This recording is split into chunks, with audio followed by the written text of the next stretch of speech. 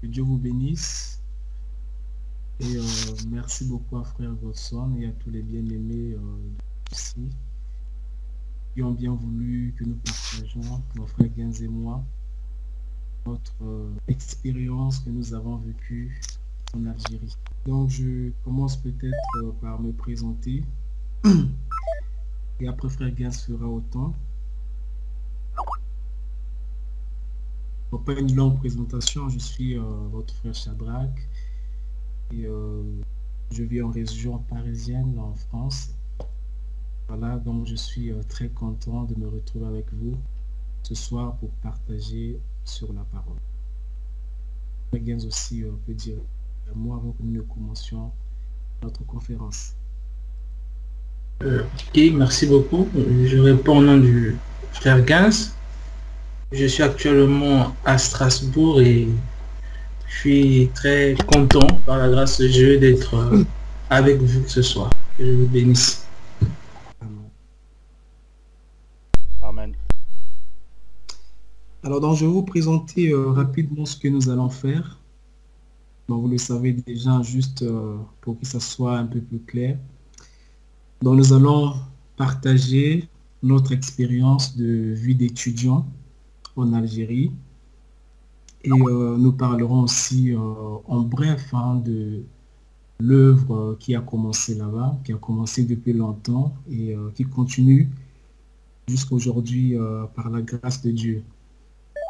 Étant donné que nous avons approximativement 1 heure pour parler, c'est normal que nous n'entrions pas dans les détails, mais que nous disions plutôt l'essentiel. Donc, nous n'allons pas trop détailler, nous allons juste dire l'essentiel et nous profiterons d'insister sur quelques points qui pourront peut-être aussi nous être utiles. Et donc, pour cela, je parlerai de mon arrivée en Algérie. Donc, le premier jour où je suis arrivé dans ma ville, où je devrais étudier. Et après, pourquoi parler de la première année, vous le comprendrez peut-être un peu plus quand nous avons notre exposé. Et je parlerai aussi donc de la rencontre avec le frère Gains, qui est avec moi ce soir, et aussi du début de notre église là-bas. Et après, je parlerai sur comment d'autres frères sont venus, comment nous avons exhorté d'autres personnes qui se sont joints à nous. Nous parlerons de comment nous avons fait pour rechercher d'autres frères du message qui étaient en Algérie, parce que l'Algérie, c'est un grand pays, donc un frère ou une sœur pouvait se retrouver quelque part sans que nous le sachions. Et nous parlerons aussi sur comment nous avons fait pour garder une bonne atmosphère avec les frères qui venaient de beaucoup de pays, de différents pays, et aussi de différentes églises. Donc, nous montrerons un peu les bonnes attitudes que nous avons eues pour garder cette communauté. Donc, voilà un peu. Alors, pour que ça soit un peu clair, je suis parti en Algérie suite à l'obtention de mon bac. Donc, j'avais une bourse pour aller étudier en Algérie. Avant que j'y aille, avant que je n'y aille, j'hésitais vraiment beaucoup. Tout simplement parce que je savais qu'il n'y avait pas d'église du message en Algérie. En tout cas, je n'en connaissais aucune. Et surtout parce que l'Algérie, c'est un pays arabe, assez dur dans les affaires religieuses. Donc, je me posais bien la question, mais une fois arrivé là-bas, comment est-ce que je vais me comporter, comment est-ce que je ferais dans des conditions aussi extrêmes? Bon, finalement, après avoir beaucoup réfléchi, j'ai quand même décidé d'y aller. Et donc, je suis parti en Algérie. Je suis d'abord passé par Alger, parce qu'avant, j'étais dans une ville qui est à l'est d'Algérie. Et donc, quand je suis arrivé, je voulais, dès le début, montrer ma position. Parce que je pense que c'est très important. Bon, je savais que je ne pouvais pas le faire en venant directement dire, voilà, je suis un frère du message dès que, c'est-à-dire la nuit même où j'étais arrivé. Donc, je cherchais, je m'attendais plutôt à ce que j'ai une occasion pour le faire. Pourquoi? Parce que le prophète dit dans la brochure L'attitude et qui est Dieu, qu'il a prêché le 15 août 1950, au paragraphe 24, il dit, un peu plus loin dans le paragraphe, il dit, si je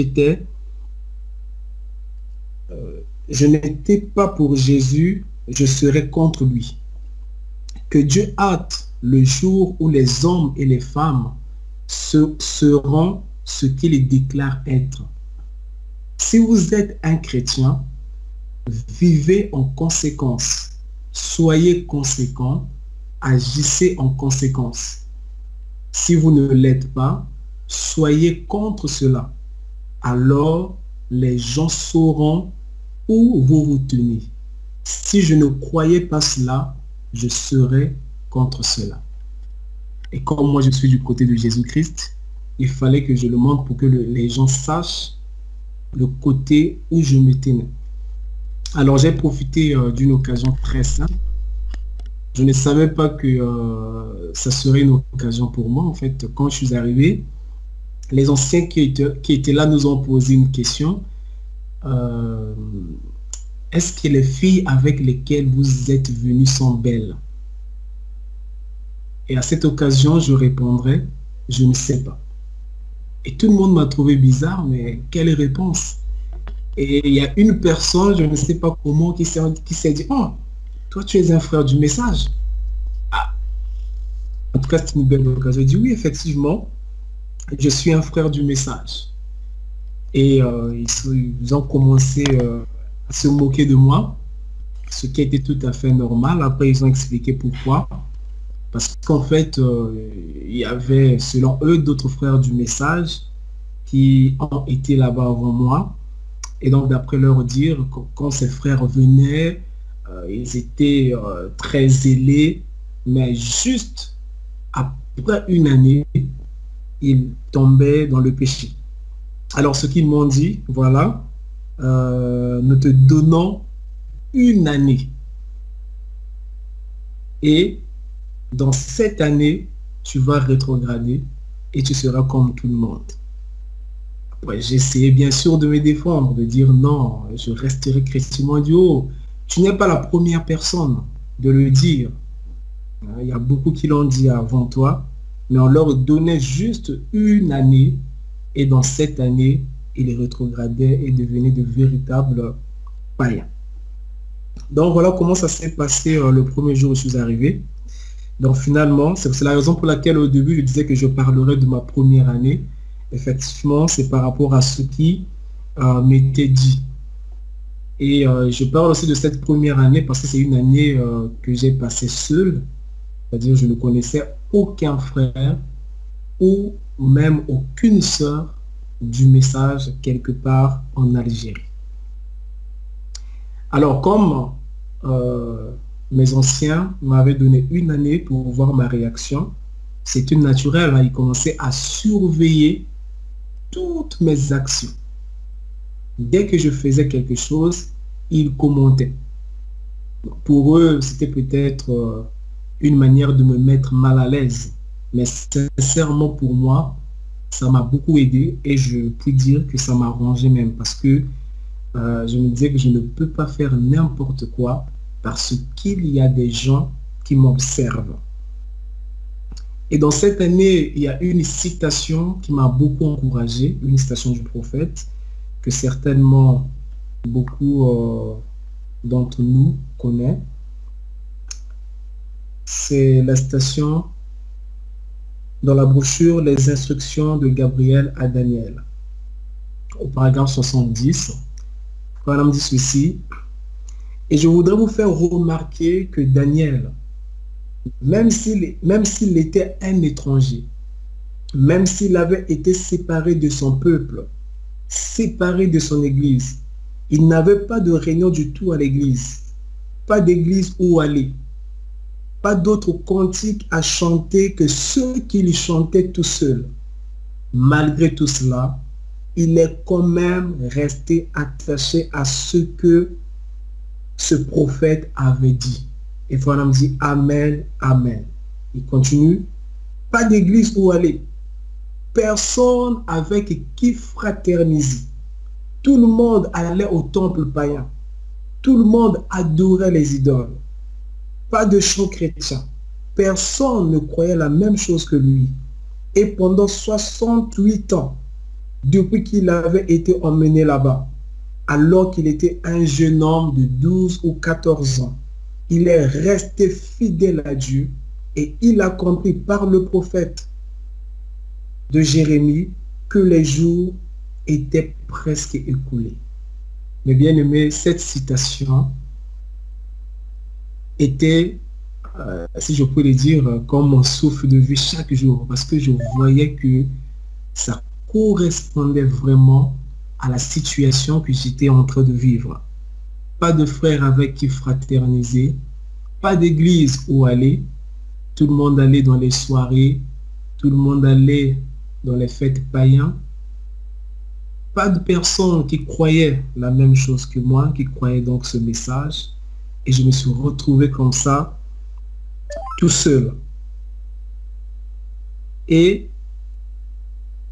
c'est là que je peux dire, j'ai vraiment vécu ou même compris aussi cette citation du prophète qui est beaucoup citée à l'église lors des prédications. C'est dans la brochure La foi parfaite, la force parfaite par la faiblesse parfaite, qui a donc été prêchée le 19 novembre 1961. Branham dit ceci. Voilà la chose. Nous nous le retenons dehors. Nous le repoussons avec nous. Du plus pauvre d'entre nous au plus riche d'entre nous. Du plus petit au plus grand. Nous tenons Dieu hors de nos vies à cause de notre moi. Et il continue au paragraphe 99. J'ai souvent dit, mon plus grand ennemi, c'est William Branham. C'est lui qui fait obstacle à Dieu. C'est lui qui devient paresseux. C'est lui qui en arrive parfois à penser qu'il ne peut pas faire quelque chose à ce sujet. Et quand il le fait, cela enlève Dieu du chemin. Mais quand je peux me débarrasser de ce gars-là, quand je peux le mettre hors du chemin, c'est alors que Dieu peut venir et faire des choses dont William Branham ne sait rien. C'est donc dans cette situation où je m'étais retrouvé, où mon ennemi n'était pas un frère, n'était pas une sœur, mais mon plus grand ennemi, c'était moi-même. Pourquoi je le dis? Parce que sincèrement, en tant qu'homme, quand on vit pendant longtemps dans cette situation où il n'y a pas d'église, il n'y a pas de frère du message, il n'y a pas de sœur du message, il n'y a personne avec qui fraterniser, tout le monde qui est autour de toi vit une vie qui est contraire à la parole, parfois on est tenté à faire la même chose que les autres. Et le Shadrach extérieur, c'est ce qu'il voulait. Il voulait aussi se réjouir comme les autres se réjouissaient. Il voulait peut-être aussi avoir une copine comme tous les autres amis. Et c'est là que vraiment j'ai expérimenté ce combat entre le Shadrach de l'intérieur et le Shadrach de l'extérieur. Et donc à ce moment-là, j'ai résolu, même si j'étais tout seul, de prier quand même comme je priais quand j'étais dans mon pays. Alors c'est à ce moment que je vais m'organiser afin que je puisse écouter les prédications, en tout cas le peu de prédications que j'avais et le peu de prédications que je pouvais trouver sur Internet. En ce temps-là, il n'y en avait peut-être pas beaucoup comme on en a aujourd'hui. Dans le peu que je trouvais, en tout cas, de n'importe quel prédicateur, je prenais la prédication et chaque mercredi, chaque vendredi et chaque dimanche, je me trouvais un temps où j'étais en tout cas tout seul en train d'écouter la prédication et de chanter aussi pour le Seigneur. Donc voilà en bref la manière que j'ai passé ma première année en Algérie. Et au bout de cette année, mes anciens commençaient à voir que, en tout cas, je n'agirais peut-être pas comme les autres, que Dieu m'avait fait une grâce particulière. Et tous commençaient plutôt à témoigner de moi et naturellement commençaient déjà à m'appeler pasteur. Alors donc j'ai continué comme ça jusqu'à ce que j'ai rencontré frère Gins. Bien sûr, en ce temps-là, il n'était pas encore frère du message. Et c'est avec lui que je veux commencer. C'est vrai que je le faisais seul, mais c'est plutôt avec lui que je vais commencer à faire des cultes. C'est-à-dire, je l'ai invité à me rejoindre. C'est ainsi qu'on a commencé à prier avec lui. Donc, je lui laisserai, comme ça lui concerne, de dire un petit mot à ce sujet. Okay, merci beaucoup.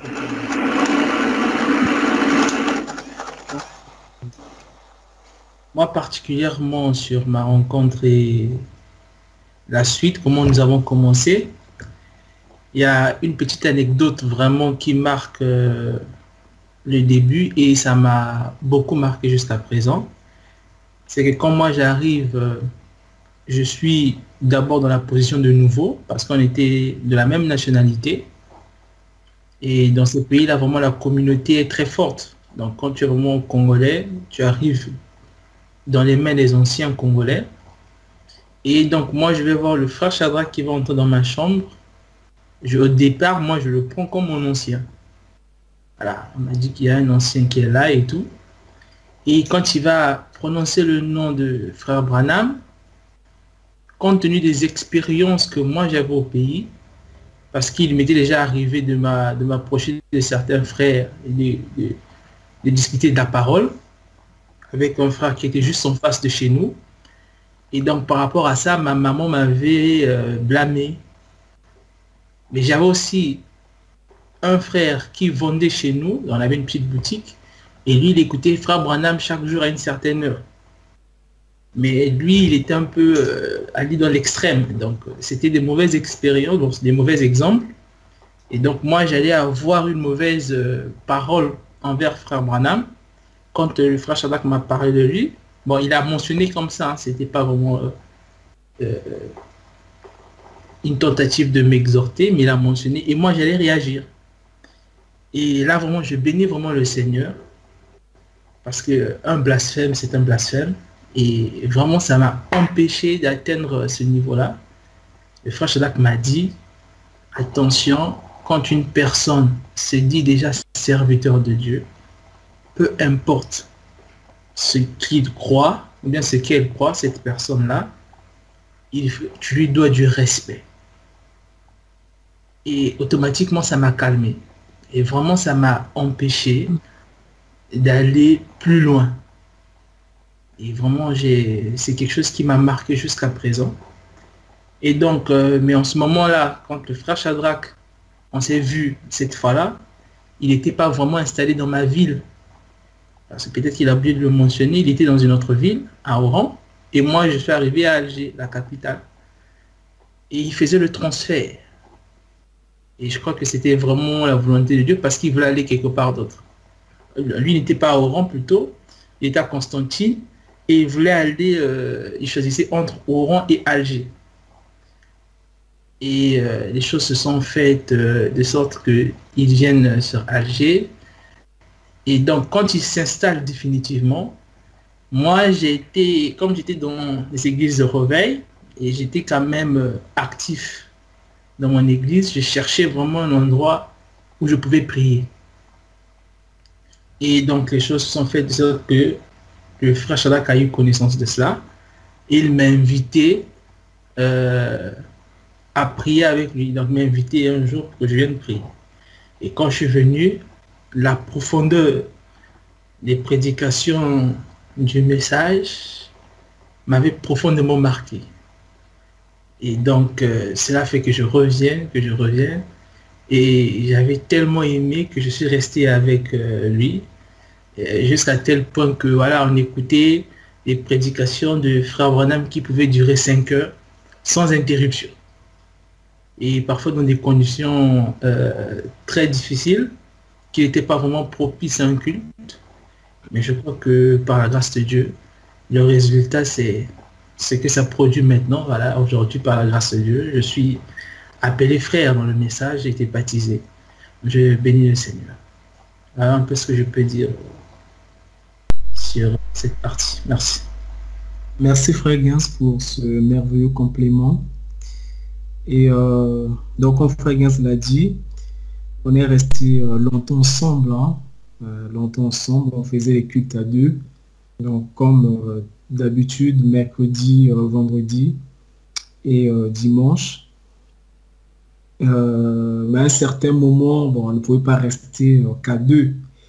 Il fallait bien qu'on exhorte d'autres personnes. Alors, la première fois qu'on l'a fait, on avait profité en fait de 4 nouveaux qui étaient arrivés dans notre résidence universitaire. Et comme je m'en sortais pas mal en maths, donc ils étaient venus chez moi afin que je puisse leur aider pour leur exercice de mathématiques. Et donc j'ai travaillé avec eux et juste après, on devait avoir une réunion avec Frère Gans.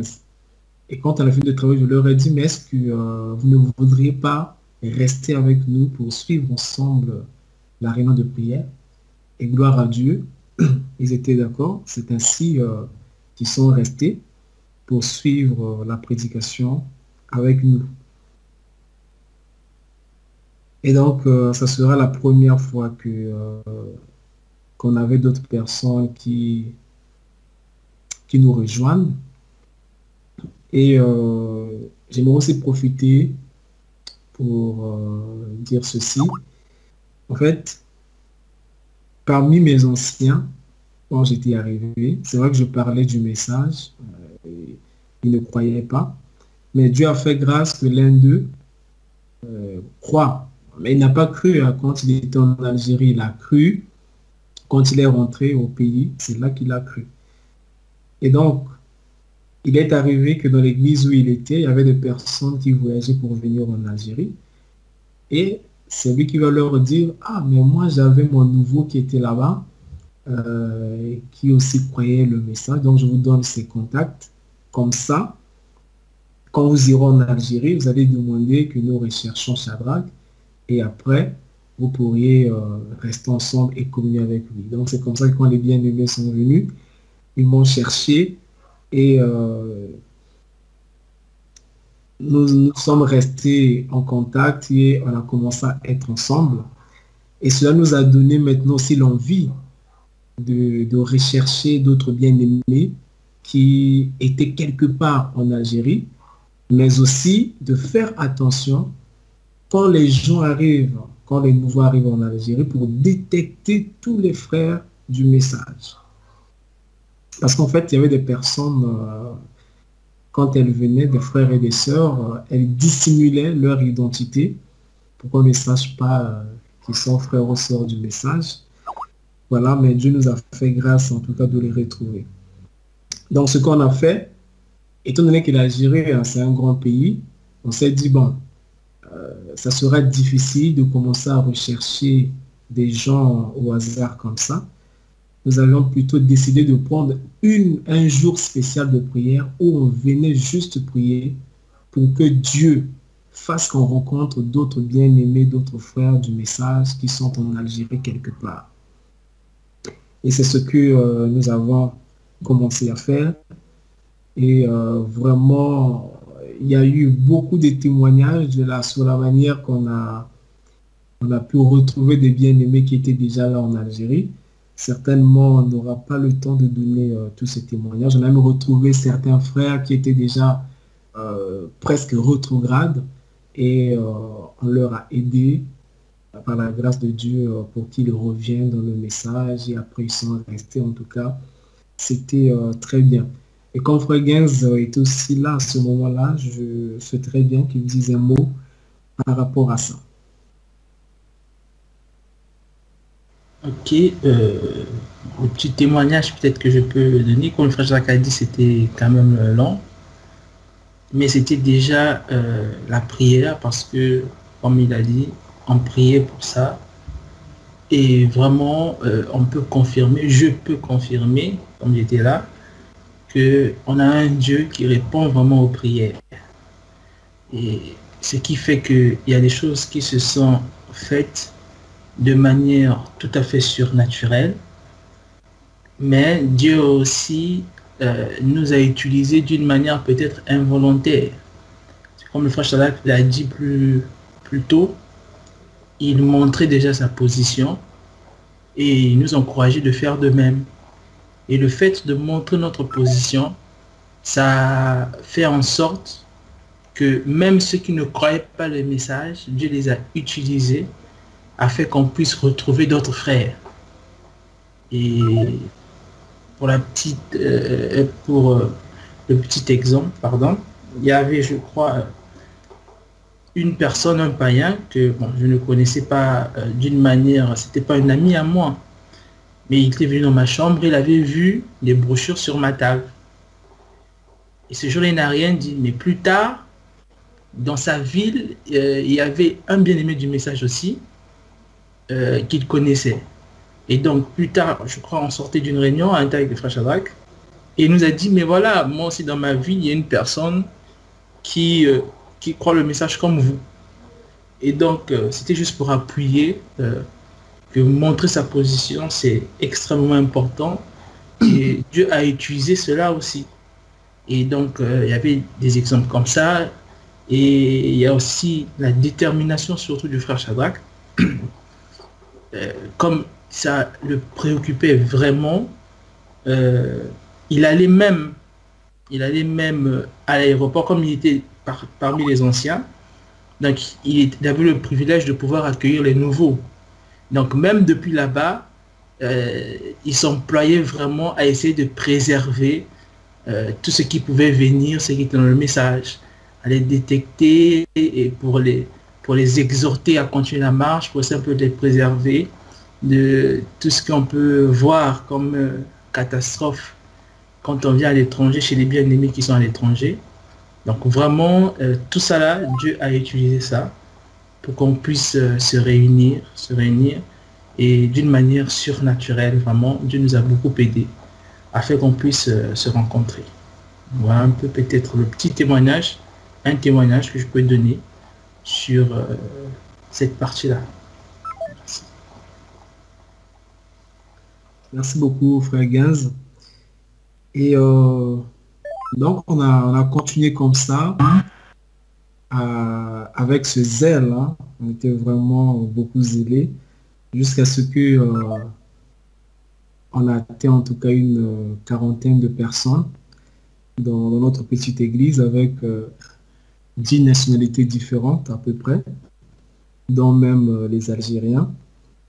Et c'était vraiment des moments merveilleux de voir comment des personnes qui ont cru le message en Algérie pouvaient être zélées pour ce message à un niveau qu'on ne pourrait qualifier. Et le zèle était tellement grand, c'était naturel que les bien-aimés qui avaient cru sur place, ils exigeaient, non, on doit être baptisé, parce qu'en fait, les conditions dans lesquelles on était en Algérie ne nous permettaient pas vraiment d'avoir un service de baptême. Parce que si on le fait en public, ça pouvait nous coûter cher. Alors, vous connaissez un peu hein, tout ce qui peut arriver dans ces situations-là dans un pays musulman, arabe comme l'Algérie. Et donc, on reportait toujours, non, quand on aura l'occasion. Il y a même un jour, on avait eu l'occasion de le faire dans une église baptiste. Mais quand nous avons tenu notre réunion là-bas, juste la première, le pasteur n'était pas content en tout cas de nous, hein, de ce qu'on croyait. Donc, il nous a dit de ne pas continuer et nous a même refusé, malheureusement, de pouvoir tenir le service de baptême. Mais comme la pression était tellement grande et que les bien-aimés voulaient vraiment se faire baptiser, alors on a décidé de prendre le risque. Et dans des conditions vraiment extrêmes, hein, on a fait le baptême dans la Méditerranée, en plus en hiver. Donc, vous pourrez imaginer ce que ça a été. Ça n'a pas vraiment été facile. Bon, on ne donnera pas les détails, mais nous avons été vraiment beaucoup bénis de ces moments-là et avons remercié le Seigneur pour avoir rendu cela possible. Et là encore, je laisserai Frère Gains aussi parler, comme il a été le premier aussi à être baptisé. Peut-être qu'il aura un mot à dire à ce sujet. Merci beaucoup pour la parole, Frère Shadrach. Bon, comme il a dit, j'étais le premier à être baptisé et effectivement, je peux me souvenir que au moment où on voulait commencer, déjà autour de nous, il y avait des gens qui s'étaient un peu rassemblés un peu partout parce que c'était quand même bizarre de voir un groupe de Noirs à la plage comme ça et rassemblés, donc se demander qu'est-ce qu'on faisait. Surtout qu'il fallait prier. Et comme le frère Shadrach me disait souvent, on ne va pas dans les eaux du baptême en riant. Il fallait être dans une certaine atmosphère, dans la prière, pour que les engagements que nous allions prendre soient sincères.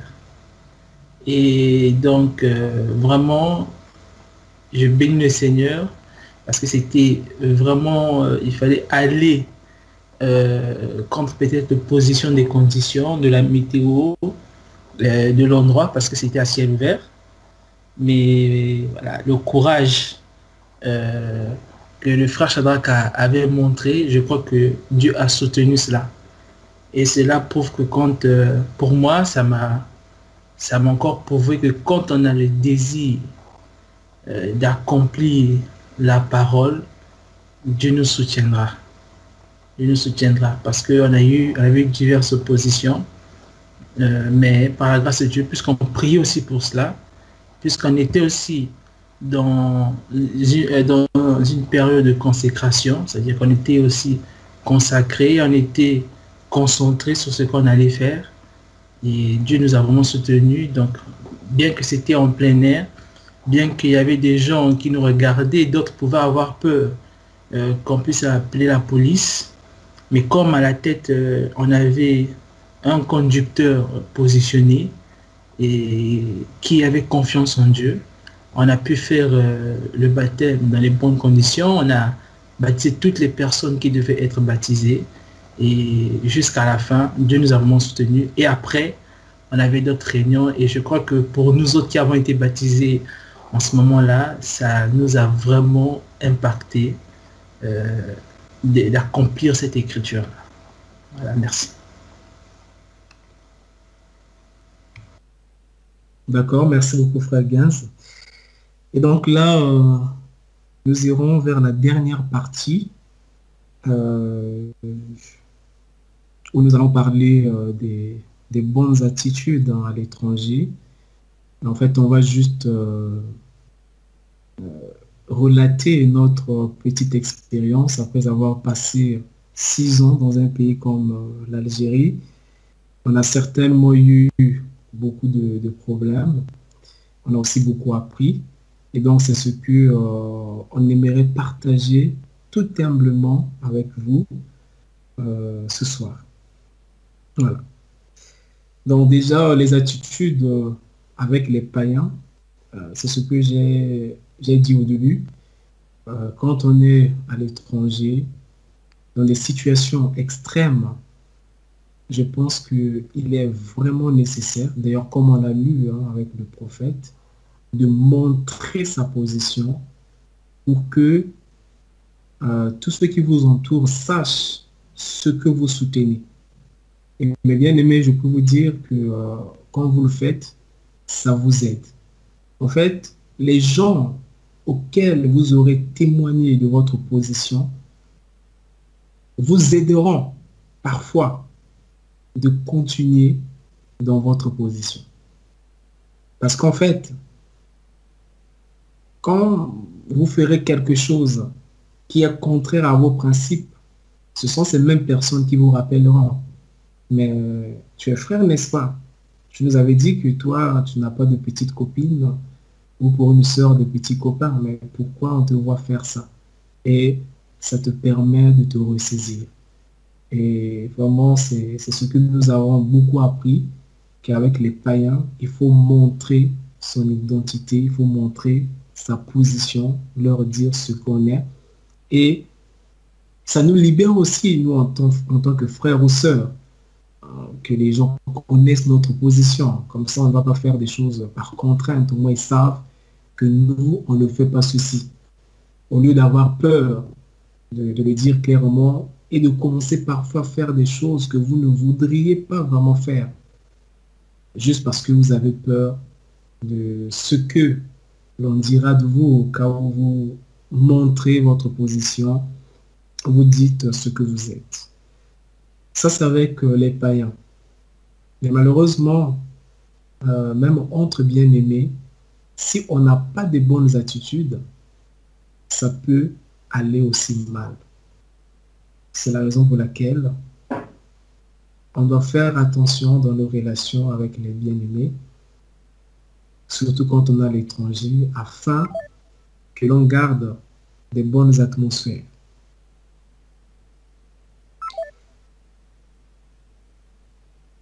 Quand on se retrouve à l'étranger, en fait, surtout dans des pays où il est difficile vraiment de manifester sa foi, en fait, on se retrouve dans une situation, si vous me permettez de le dire, semblable à celle dans laquelle nous nous retrouverons quand nos églises seront fermées.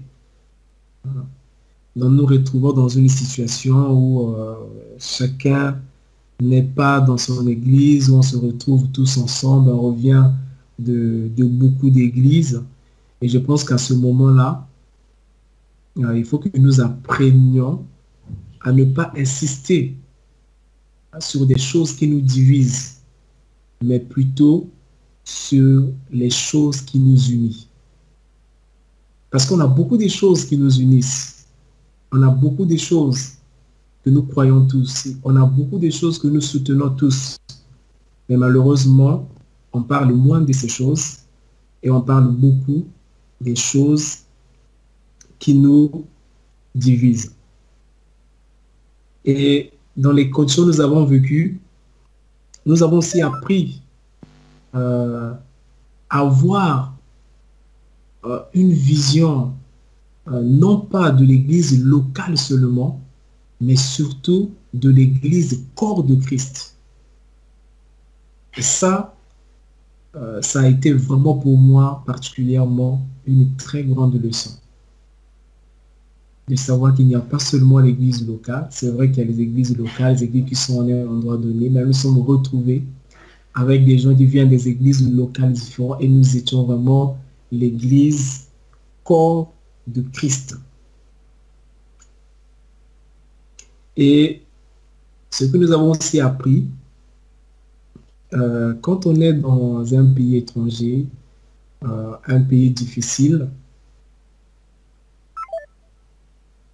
nous devons apprendre à nous soutenir les uns les autres. Et non pas, quand un bien-aimé est dans l'erreur, de l'enfoncer encore dans son erreur. Nous sommes dans des conditions difficiles. Parfois, un bien-aimé a un problème. Parfois, un bien-aimé n'arrive pas à vivre la parole ou un bien-aimé a commis une erreur. Si on commence à parler en mal de ce bien-aimé, ça n'arrange jamais la situation. Au contraire, le bien-aimé va de plus en plus s'éloigner de nous et aller se rallier avec les païens parce qu'il n'aura pas trouvé de l'amour parmi les siens. Je pense que chacun de nous, quand nous sommes à l'étranger, euh, chacun de nous veut du soutien. Les frères ne sont pas seulement là pour éprouver. Non, on va voir si tu es vraiment frère ou tu es vraiment sœur. Nous sommes là pour nous soutenir les uns les autres. Et quand on se soutient, même ceux qui étaient les faibles parmi nous deviendront forts. Et autre chose aussi, nous avons remarqué que quand un bien-aimé ne veut pas être en communion avec les autres bien-aimés, ça finit souvent mal.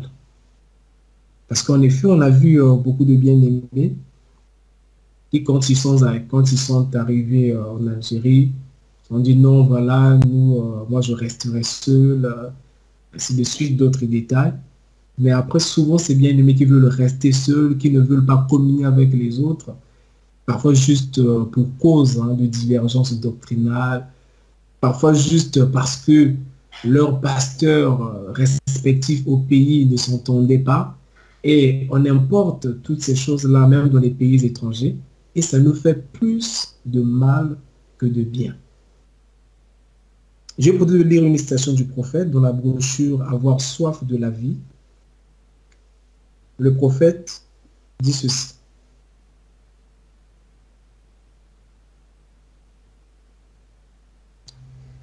Bien des fois, j'ai observé le loup poursuivant la biche.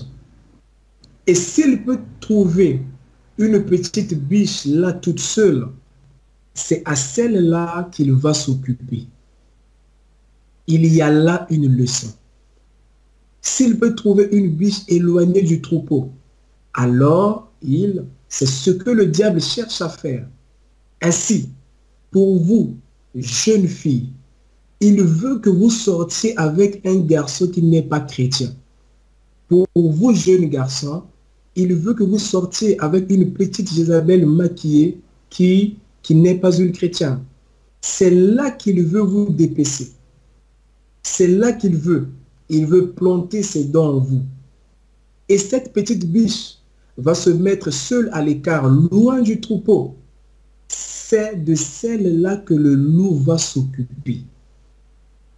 Frère continue, il dit, et pour vous, hommes et femmes âgées, lorsque vous vous séparez des croyants, les gens disent, je peux rester à la maison et être tout autant un bon chrétien qu'à l'église. Frère Branham dit, vous ne le pouvez pas. La Bible dit, n'abandonnons pas notre assemblée, d'autant plus que nous voyons le temps s'approcher. Si vous êtes un chrétien, vous désirez ardemment aller là où se trouvent les autres chrétiens pour communier avec eux.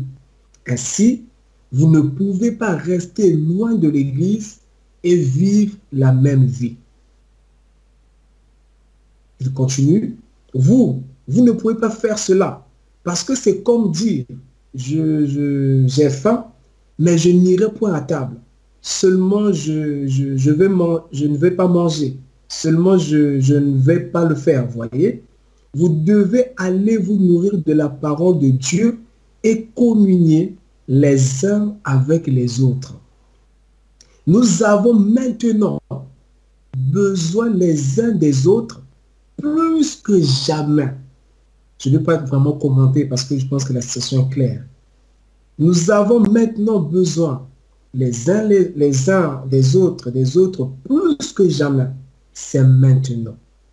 Lorsque vous vous séparez des autres, en vous faisant un peu remarquer, vous ne voulez pas vous associer avec les autres parce qu'ils croient ceci et vous ne voulez pas vous associer à cela.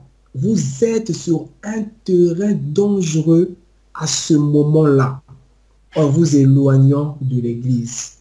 Trouvez-vous-en une de votre choix et restez-y. Et soyez un frère chrétien pour tous les autres. C'est ça, être un vrai chrétien. Alors, nous avons la communion, la protection, les gens vous aiment et ils prient pour vous. Oh, c'est tellement merveilleux cette citation. vous êtes les enfants de Dieu. Pas la peine de faire des commentaires. Vous avez vraiment compris parce que c'était assez clair. Donc, c'est vraiment très important ce que nous avons vraiment compris avec l'aide de la parole, de rester ensemble et de ne pas s'éloigner, de ne pas se remarquer, parce qu'à ce moment-là, le diable fera de nous sa cible. Et bien sûr aussi, quand nous sommes ensemble, il faut que nous apprenions à nous supporter les uns les autres. Parce qu'on ne peut pas rester ensemble sans qu'il y ait des petits problèmes de temps en temps. Les problèmes, il y en aura toujours. Ce qui nous préserve, c'est l'attitude que nous avons au moment où les problèmes surviennent. Mais parfois, ce qui est malheureux, nous avons des problèmes qui ne sont pas vraiment des problèmes. En fait, des problèmes que nous avons juste dans notre imagination. C'est la raison pour laquelle j'aimerais vous lire une citation qui m'a beaucoup béni et je pense qu'elle vous bénira aussi parce que ce sont les paroles du prophète.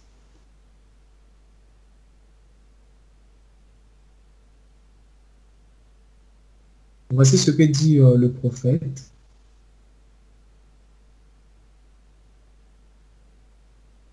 Il dit dans la brochure, la vie éternelle et comment la recevoir. Au paragraphe 51, il dit, imaginez-vous bien une fois que quelqu'un vous hait. Écoutez bien, imaginez-vous une fois que quelqu'un vous hait. Parce que parfois on a eu des choses comme ça, non, je ne veux plus rester avec les frères parce que je pense qu'ils ne m'aiment pas, ou frère un tel ne m'apprécie pas, frère un tel, sœur un tel ne m'aime pas. C'est ce que le prophète dit. Je répète, imaginez-vous bien une fois que quelqu'un vous hait, alors qu'il ne vous hait pas. Mais vous vous imaginez qu'il vous hait et vous continuez simplement à le penser. Il ne m'aime pas. Et la chose suivante, vous allez commencer à éviter cette personne-là alors qu'elle ne vous a rien fait. Et ça, on le voit souvent malheureusement. Et à peu près, ça devient tellement réel pour vous que vous croyez effectivement que cette personne-là ne vous aime pas. Et vous pourrez l'engueuler. Il vous dit quelque chose, par exemple, votre femme ou votre mari ou un voisin, ou quelque chose comme cela, alors que la personne est absolument innocente de tout mal. C'est parce que vous vous l'êtes simplement imaginé comme ça, au point que c'est devenu une réalité pour vous. Eh bien, voyez-vous ce que je veux dire?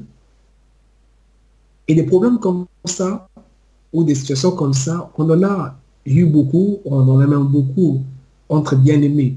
Une personne qui aura eu une pensée, non, frère intel ne m'aime pas, sœur intel ne m'aime pas.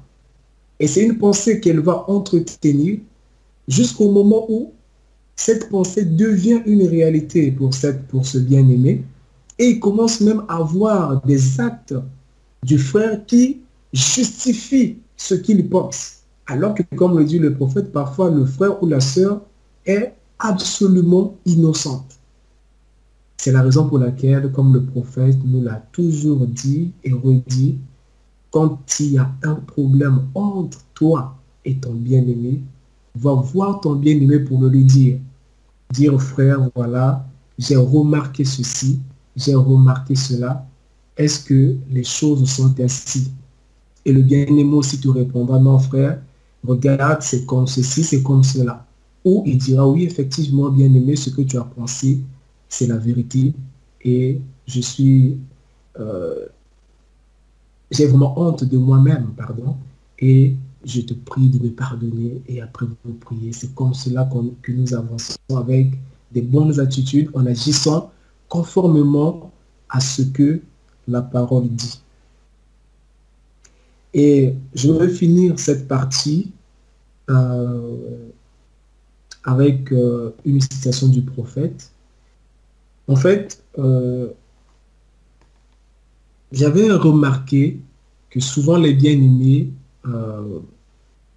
se posaient des questions. Les bien-aimés, par exemple, pouvaient venir me voir, mais frère Shadrach, je ne sais pas comment je n'arrive pas à mener une vie chrétienne. Comment je n'arrive pas à être spirituel. Je peux prendre la décision aujourd'hui de, de, de commencer à prier, de commencer à me consacrer, de commencer à mener une vie qui est pure, une vie qui est conforme à la parole. Mais quelques jours après, ça ne va pas. Et j'avais remarqué que un bien-aimé qui fait cette demande, c'est très bien cette demande, mais seulement le bien-aimé ne crée pas l'atmosphère autour de lui qui va lui permettre de voir l'accomplissement de sa prière. Je vais vous lire le prophète, vous allez comprendre ce que je veux dire. Le prophète dit ceci dans la brochure: où est partie ta force, Samson? Qu'il a prêché le 2 juillet 1959 au paragraphe 6 et dit: Samson a eu une mauvaise compagnie. Et vous pouvez toujours vous rappeler que dès que vous avez une mauvaise compagnie, vous êtes en dehors de la volonté de Dieu. Je pense que le prophète est assez clair. Dès que vous avez une mauvaise compagnie, vous êtes en dehors de la volonté de Dieu. Et c'est souvent ce que nous faisons, nos frères et sœurs du message, quand nous sommes à l'étranger. On néglige les frères, on néglige les sœurs, mais nous sommes bien avec des personnes qui n'apporteront rien du tout dans notre marche spirituelle. Le prophète continue: ma propre mère du Sud me disait: si tu te couches avec un chien qui a des puces, tu auras des puces. C'est plutôt grossier comme expression, mais ça a beaucoup de sens. Ça a beaucoup de bon sens courant chaque jour. Et le prophète dit quelque chose qui est vraiment très important.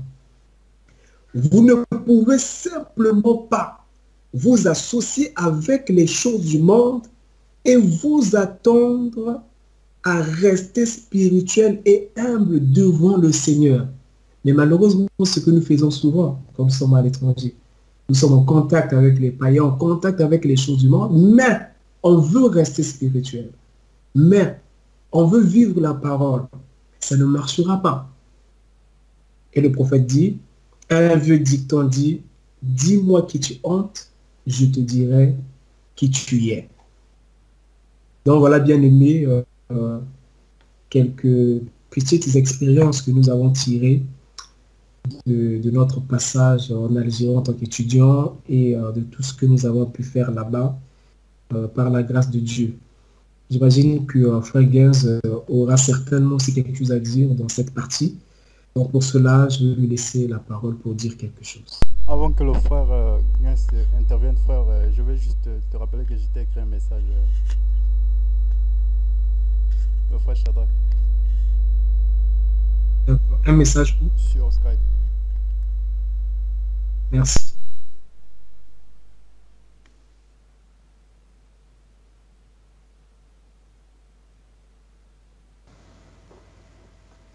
Ok, merci beaucoup.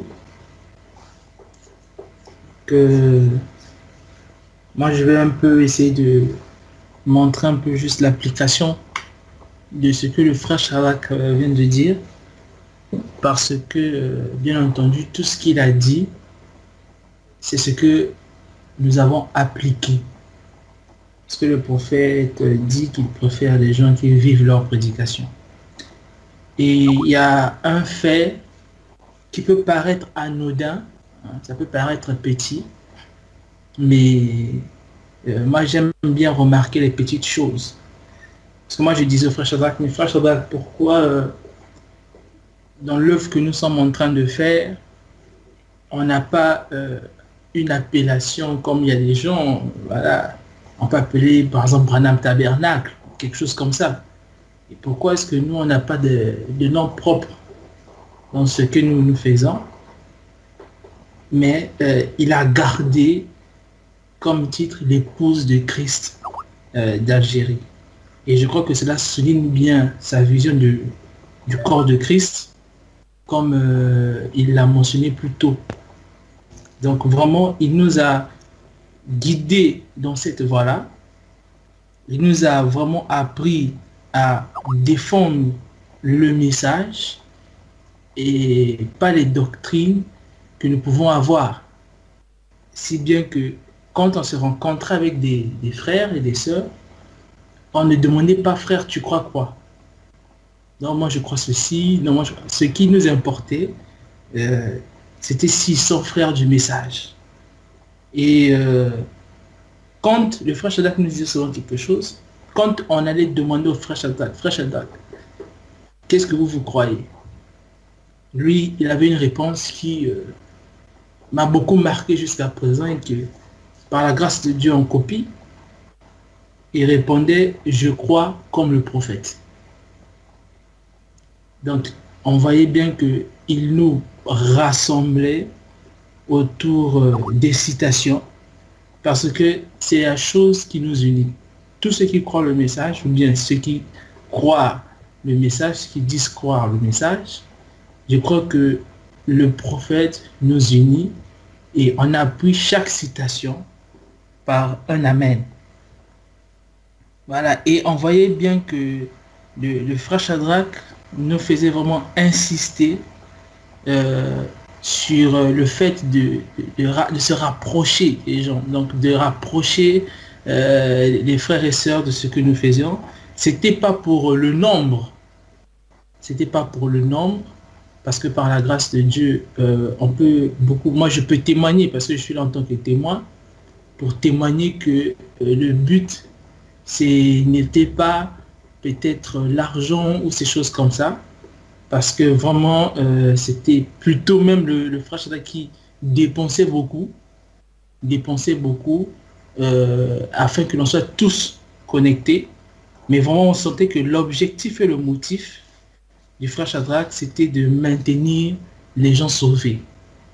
Et ça nous a beaucoup marqué et nous a entraînés là. C'est comme ça qu'il nous a fait grandir. Et donc, voilà, c'était le frère Shadrach qui dépensait, comment est-ce on appelait les bien-aimés au téléphone, pas par Internet, mais au téléphone, pour les connecter chaque semaine afin qu'ils puissent écouter la parole.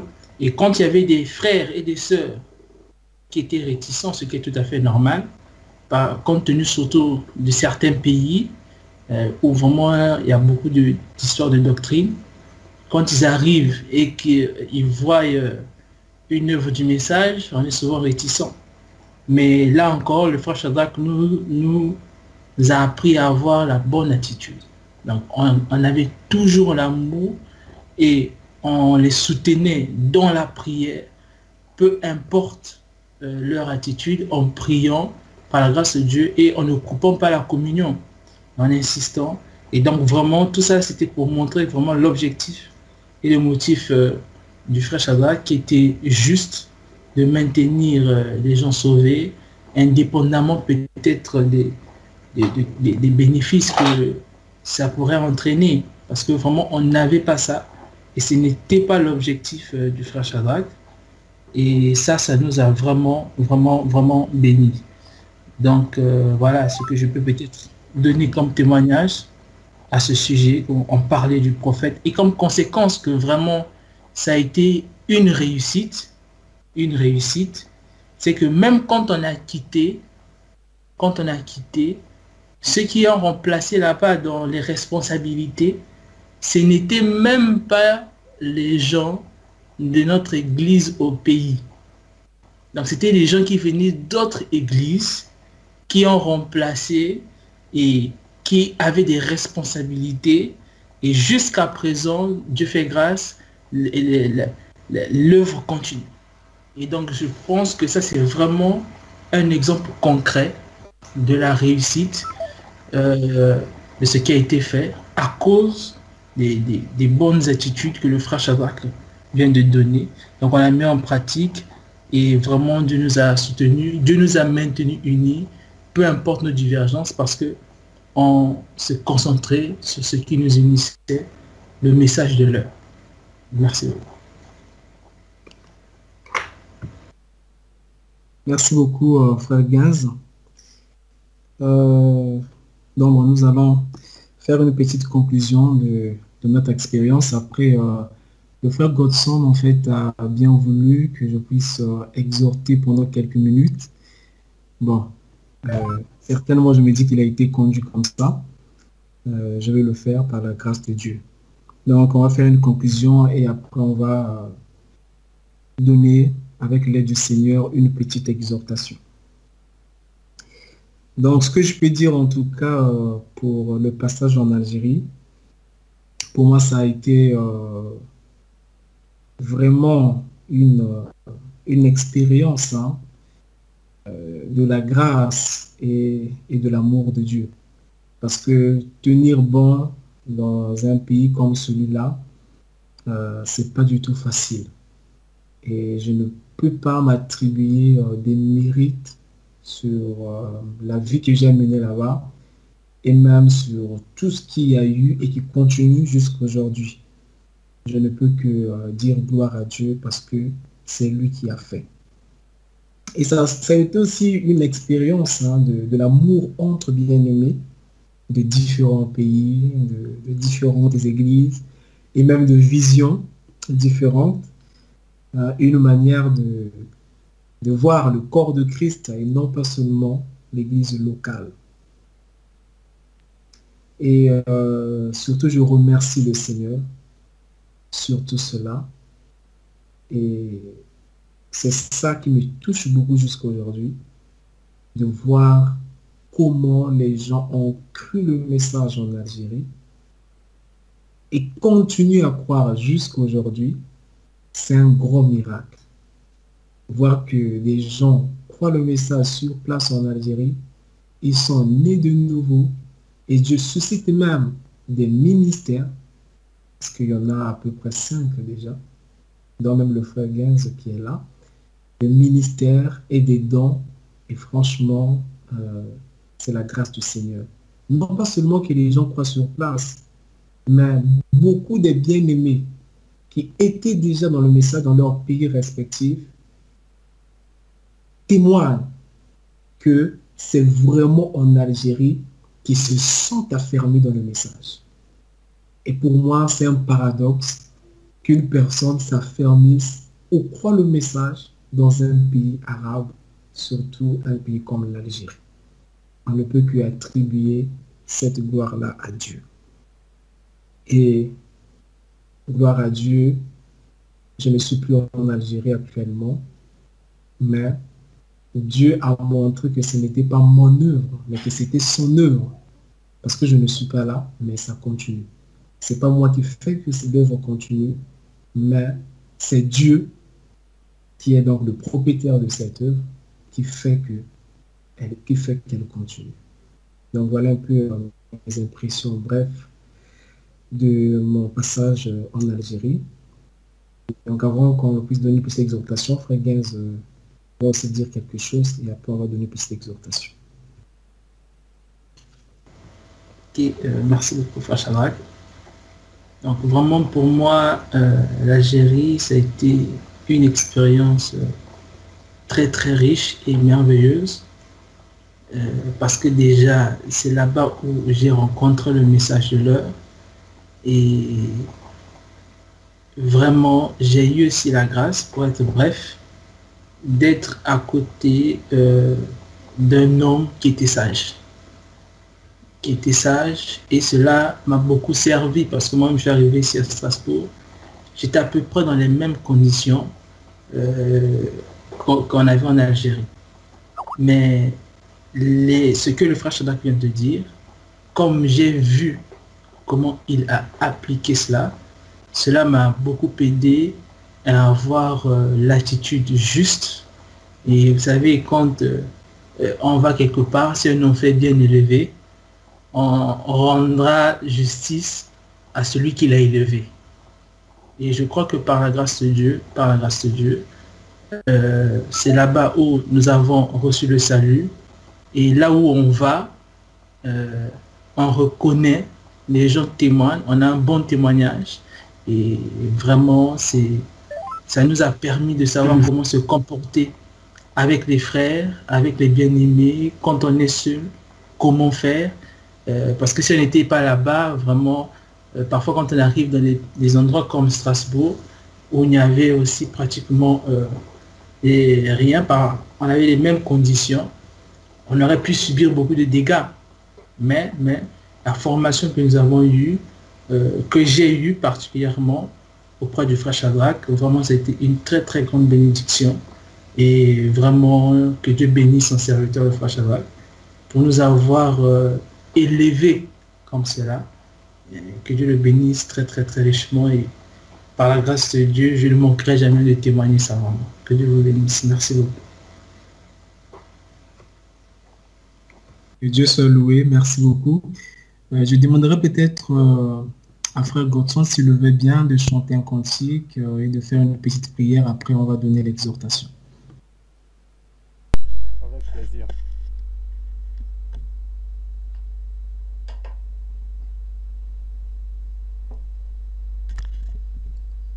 Ok, nous allons dire merci au Seigneur Jésus-Christ pour le frère Shadrach et le frère Gens.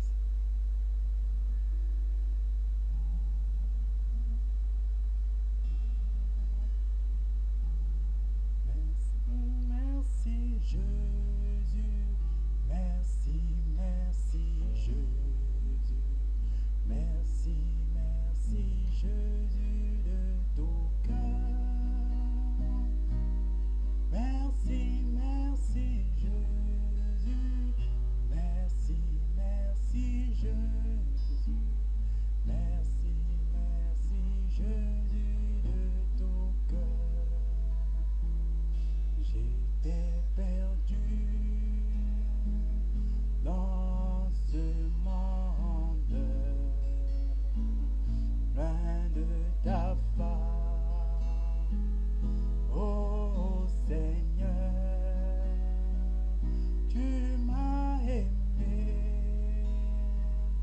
tu m'as cherché,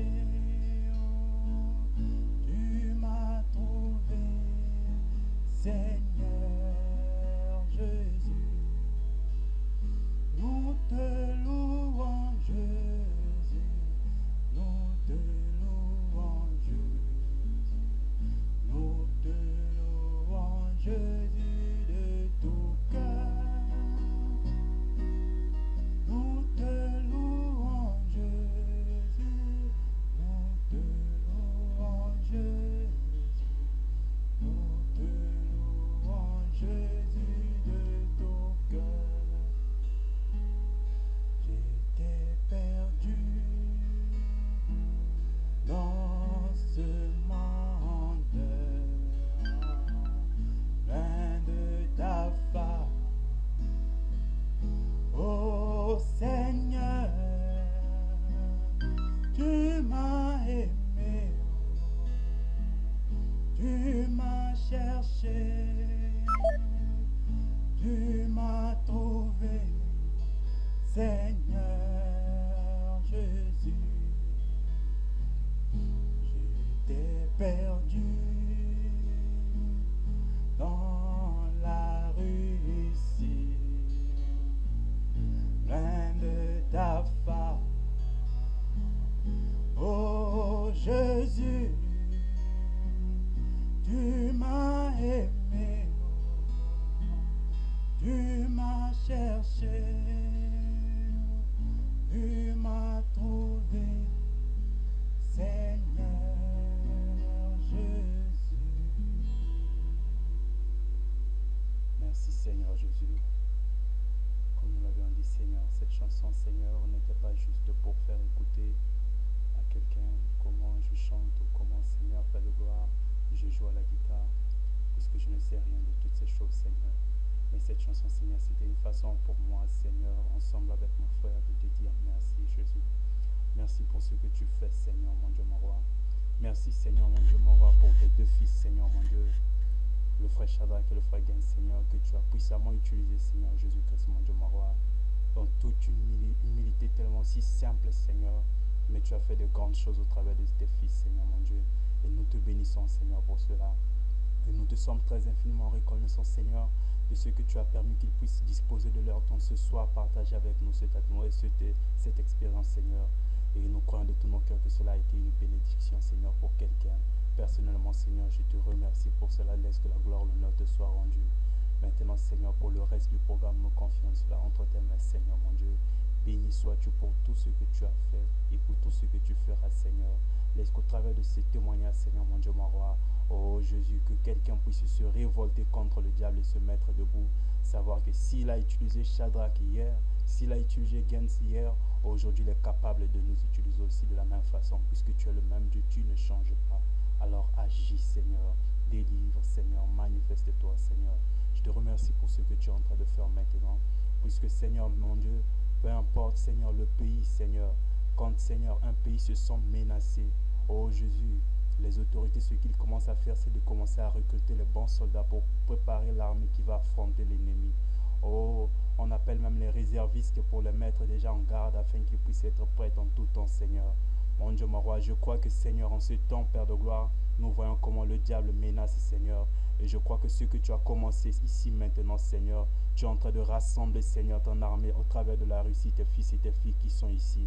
Alors laisse que chacun de nous puisse capter, saisir cette vision et savoir que c'est le temps de Dieu maintenant et que chacun de nous se mette debout afin d'aller de l'avant. Seigneur, voici tes serviteurs sont là.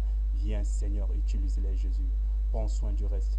Tout à toi, nous confions que la gloire, l'honneur te soit rendue dans le précieux glorieux nom de notre Seigneur et Sauveur Jésus-Christ. Amen. Amen. Amen. Amen.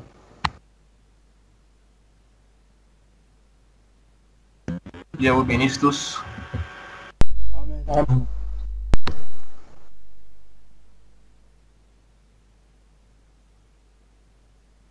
Le frère Shadrach est là? Oui, je suis là, frère Godson. La parole est nous. Merci beaucoup, frère Godson. D'accord, donc on va juste donner une petite exhortation, un petit encouragement ou quelques tactiques pour vaincre certaines choses. Et vous le savez tous avec moi, c'est une session qui est beaucoup connue. Hein. On a posé la question à frère Branham dans la brochure questions et réponses du 30 août 64. On lui a posé la question: comment un chrétien peut-il pénétrer plus profondément dans l'amour de Dieu? Et le prophète a répondu: lisez la parole et priez. Lisez la parole de Dieu et priez. Voilà les réponses que le prophète avait données. Et donc, j'aimerais juste donner une petite exhortation. Je ne vais pas entrer en détail sur la lecture de la parole et de la prière, mais j'aimerais plutôt parler de quelque chose qui nous empêche parfois de vivre cette écriture.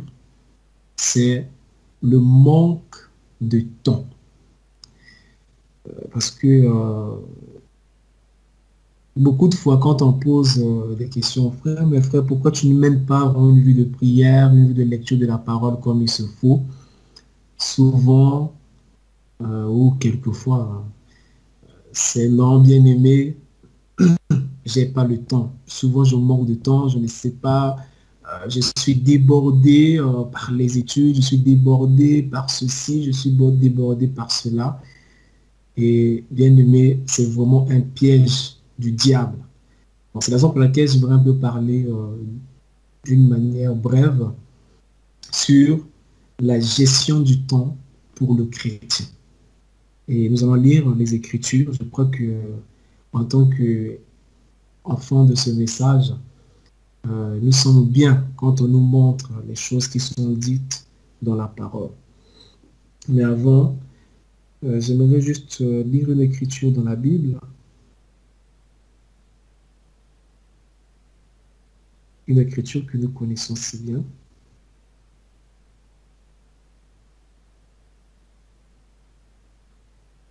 Donc c'est Matthieu 6.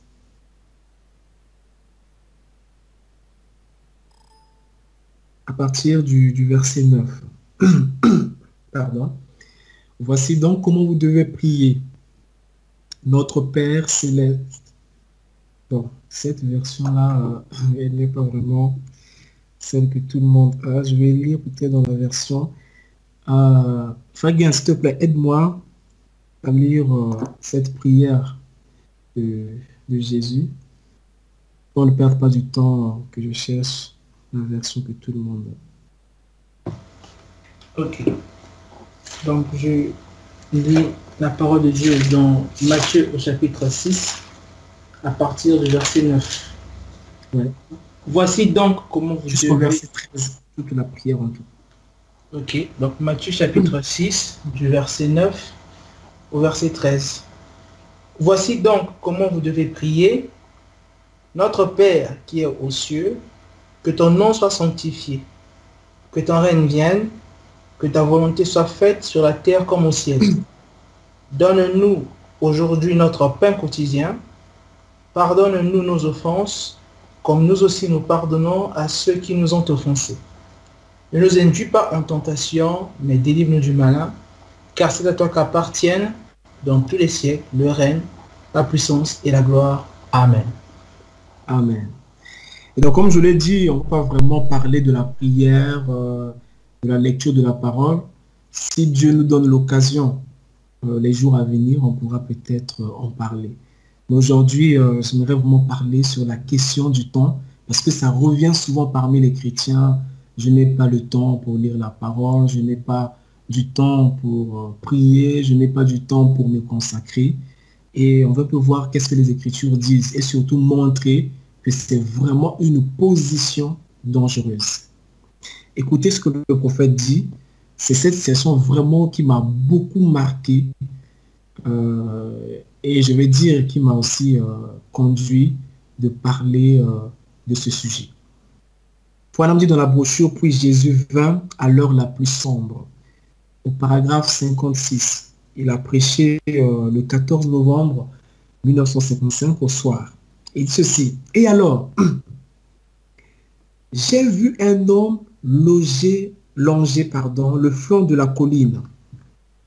Je me suis donc approché, j'ai dit, dites frère, je commence un réveil par ici. J'ai dit, je suis prédicateur baptiste, j'aimerais que vous veniez. Il a dit, écoutez monsieur, ressaisissez-vous. Il a dit, nous n'avons pas de temps ici pour la religion. Nous élevons des poules. Écoutez bien la réponse que cet homme a donnée au prophète. Nous n'avons pas le temps ici pour la religion. Nous élevons les poules. Quelqu'un d'autre dira, j'ai mon travail, ou j'ai quelque chose d'autre qui me prend du temps, j'ai des études, j'ai ceci, en tout cas tout ce que vous voulez. Frère Branham dit, j'ai dit, d'accord, c'est en ordre. Le prophète continue. Il dit, mais vous savez quoi? Environ 5 jours plus tard, vous savez, on a dû prendre du temps pour ensevelir cet homme. Il était mort. Environ 5 jours plus tard. Et le prophète continue en disant, ainsi donc, vous devez avoir du temps pour Jésus. Vous devez vous en souvenir. Peu importe combien vous êtes occupé, le genre de vie que vous menez, vous feriez mieux d'avoir du temps pour Christ. Amen. Oh, j'aime ça. Peu importe combien vous êtes occupé. Donc, il n'y a pas d'exception. Peu importe ce que tu fais. D'ailleurs, si ce que tu fais t'empêche de vivre correctement ta vie chrétienne, il y a certainement quelque chose qui ne va pas avec ce que tu fais. Merci Seigneur. Parce que je n'imagine pas notre Dieu nous donner quelque chose, nous donner un travail qui va nous éloigner de lui. Non. Ou soit tu ne fais pas la bonne chose, ou soit c'est la bonne chose, mais c'est toi qui gères mal ton temps, ou c'est toi qui t'y prends mal. Et le prophète continue, dit, et puis nous avons commencé la réunion. Ce soir-là, je me rappelle, oh, j'avais un sermon qui me brûlait bien le cœur. Vous savez comment ça se passe, frère, lorsque vous en avez un. Vous vous dites, oh là là, tout le monde va être sauvé. Enfin, cette citation est forte. Nous devons avoir du temps pour Jésus, peu importe combien nous sommes occupés. Frère, essayons de parler dans le naturel. Qui d'entre nous ici peut dire qu'à cause du travail ou à cause des études, il a fait tout un mois sans manger? Personne, peut-être, certainement. Mais je me pose la question, comment est-ce que nous faisons pour que nous ayons le temps de manger? Et pas une fois dans une journée, parfois nous mangeons 3 fois. Nous avons le temps pour manger 3 fois. Nous avons le temps pour nous brosser les dents chaque jour, pour ne pas dire 2 fois, pour ceux qui ont une bonne hygiène buccale. Comment nous faisons pour avoir du temps de se laver? Malgré toutes les occupations que nous avons, malgré le travail, malgré les études, mais nous avons toujours le temps de faire ces choses. Je pense que c'est parce que nous pensons que ces choses sont vitales pour notre chair. Mais bien aimé, c'est nous prendre soin de notre chair à ce point qui va certainement périr un certain jour. Que disons-nous de notre âme, qui vaut beaucoup plus que notre chair, de notre âme qui vaut 10 000 mondes? Nous la privons de la nourriture, qui est la lecture de la parole de Dieu. Nous la privons des moments de communion dans la prière avec notre Seigneur Jésus, sous prétexte que nous n'avons pas le temps. Non, je pense que c'est plutôt un manque d'amour envers notre Seigneur et même un manque de révélation de ce que représente la lecture de la parole et la prière pour nous en tant que chrétiens. Le prophète va encore dire quelque chose dans la brochure Entend sa voix au paragraphe 104. Il dit ceci: mais aussi longtemps que vous êtes satisfait avec les choses de ce monde, comment Dieu peut-il jamais vous parler? Vous dites, Dieu ne m'a jamais parlé. Quand on dit pourquoi? Il le désire. Mais vous êtes trop remplis des choses du monde. C'est le problème que c'est le problème avec nous aujourd'hui, pardon. Nous consacrons tout notre temps aux choses du monde et aux plaisirs du monde. Et nous ne donnons pas de temps à Dieu. C'est vrai. Nous nous sentons tous concernés. Il y a des gens qui ne peuvent pas, je vais dire clairement des frères et des sœurs du message, qui ne peuvent pas suivre, qui ne peuvent pas s'empêcher, de suivre le journal. C'est-à-dire que pour eux, ils doivent suivre le journal tous les jours. Ils doivent suivre une certaine série qui va passer à la télévision ou un certain film qui passera à une heure donnée. En tout cas, pour ça, nous avons le temps. Mais pour notre Dieu. Et après, nous allons nous plaindre. Non, je n'avance pas dans ma marche spirituelle. Comment est-ce qu'on peut imaginer une personne qui ne mange pas, naturellement parlant, avoir une bonne santé? Tu ne manges pas, tu ne bois pas, tu ne fais pas de l'exercice physique. C'est tout à fait normal que tu puisses avoir des problèmes de santé. Et bien aimé, quand tu te plains que tu n'arrives pas à mener une vie spirituelle normale, tu connais la solution.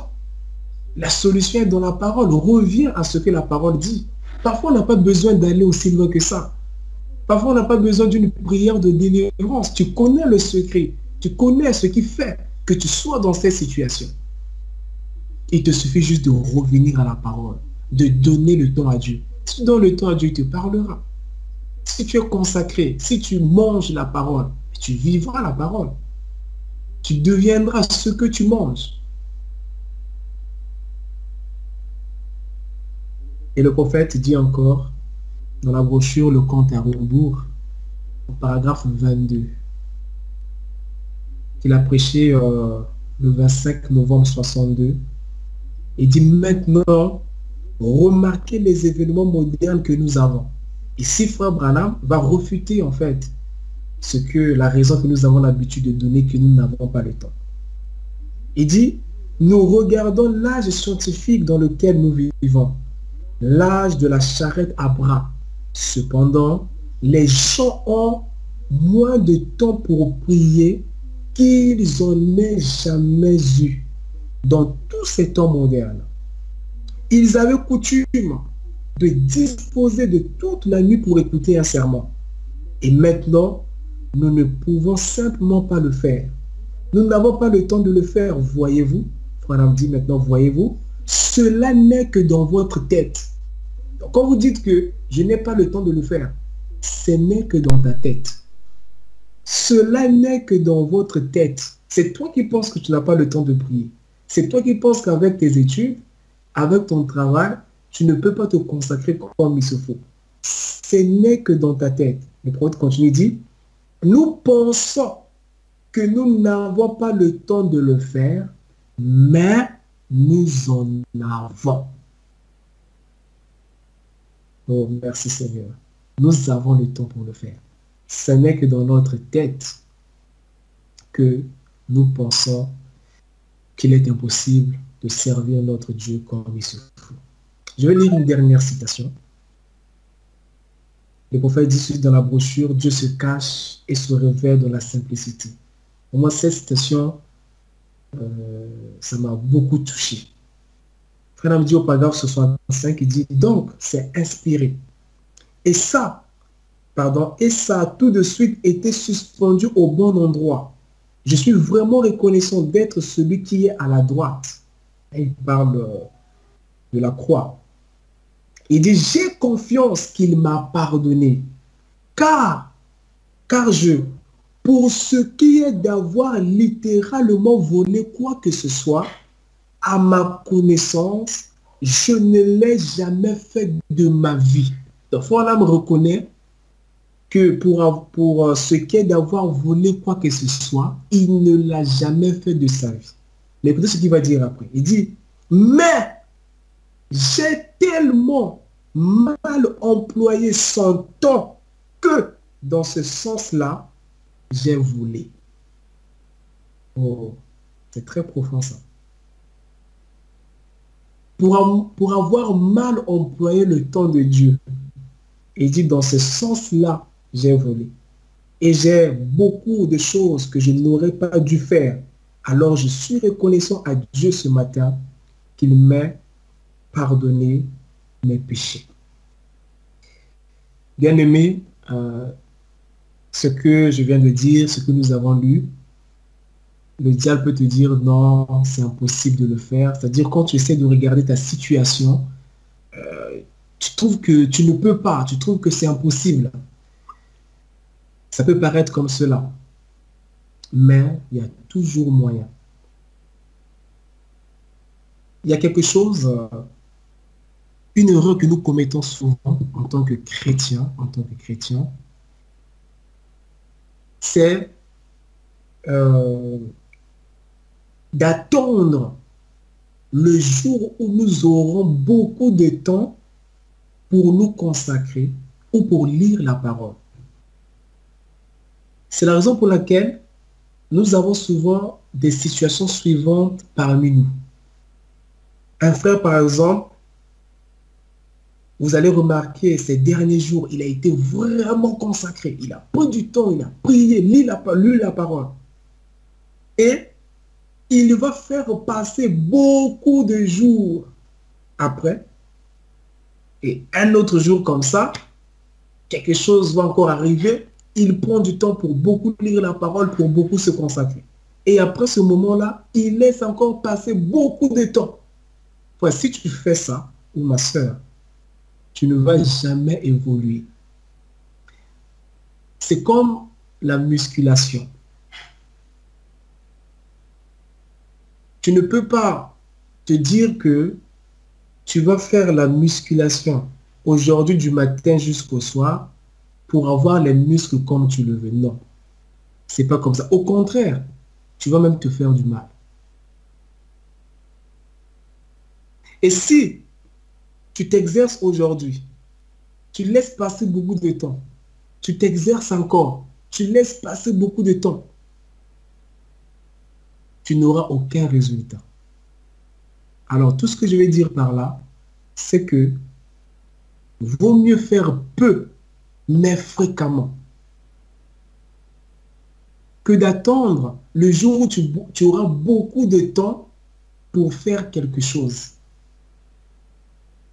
Les quelques minutes que tu as dans la journée, les quelques heures que tu as dans la journée, profite de lire la parole, profite d'écouter le message, profite de prier.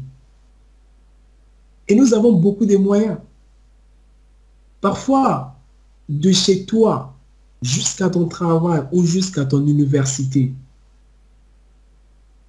tu fais 1 heure de route, mais cette heure que tu fais dans les moyens de transport, tu peux la rentabiliser. Pourquoi pas, durant cette heure, tu as un téléphone, tu mets une prédication du prophète, tu écoutes. Si tu fais ça le matin, et tu refais la même chose le soir, tu auras peut-être déjà écouté une prédication du prophète. Et imagine que tu le fais tous les jours.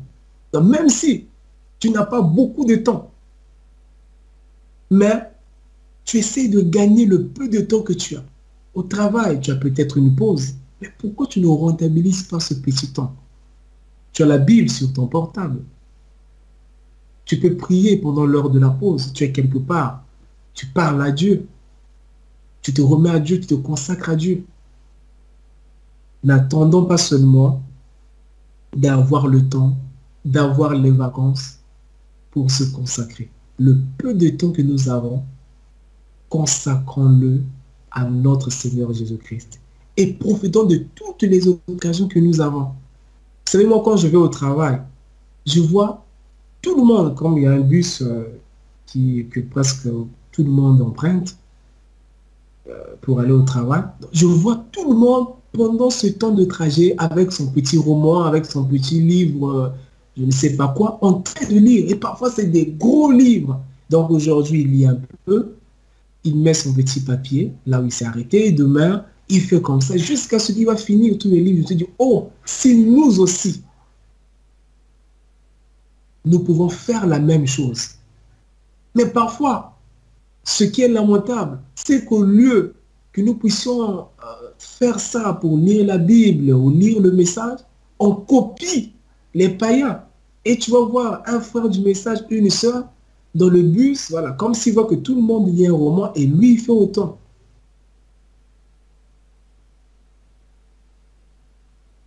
N'attendons pas d'avoir beaucoup de temps. Essayons de rentabiliser, de faire quelque chose avec le petit temps que nous avons actuellement. Et si on le fait tous les jours, on le fait fréquemment, tu prends toujours quelques minutes pour lire la Bible, pour lire le message, pour prier. Au bout de quelques mois, au bout de quelques années, tu verras que cela va t'apporter beaucoup au lieu d'attendre d'avoir beaucoup de temps comme tu l'imagines pour faire quelque chose pour le Seigneur. Voilà ce que j'avais dans mon cœur comme petite exhortation. Croyons que ceci vous aidera d'une manière ou d'une autre. Que le Seigneur vous bénisse. Amen. Amen. J'aimerais que, avant que nous finissions, que toi tu clôtures avec la prière, tu bénisses l'épouse de la Russie.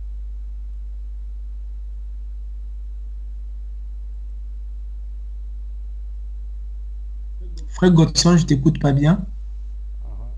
Je disais que j'aimerais qu'avant que nous puissions se séparer, que tu puisses finir par la prière, tu puisses bénir l'épouse de la Russie. D'accord, bien. Nous allons prier. Seigneur Dieu bien-aimé, il t'a plu de nous faire ta grâce pour que nous serons en ligne avec mes bien-aimés de la Russie, non pas pour parler des choses de ce monde, mais pour parler de toi, Seigneur. Et nous t'en sommes infiniment reconnaissants, ô Dieu de gloire, car ce n'est pas par nos mérites, mais c'est par ta grâce, Seigneur. Ô Dieu de gloire, bénis mon frère Godson, à qui tu as inspiré, ô Dieu, de faire cette conférence, non pas, ô Dieu, pour son gain personnel, mais pour que les âmes soient bénies par ta parole, Seigneur. Père, merci pour avoir pris sous ton contrôle tout ce qui s'est fait durant ces moments, Seigneur. Merci pour la connexion Internet, ô Dieu. Merci, ô Dieu, pour les bonnes conditions de la conférence. Seigneur, que ton nom soit béni pour cela.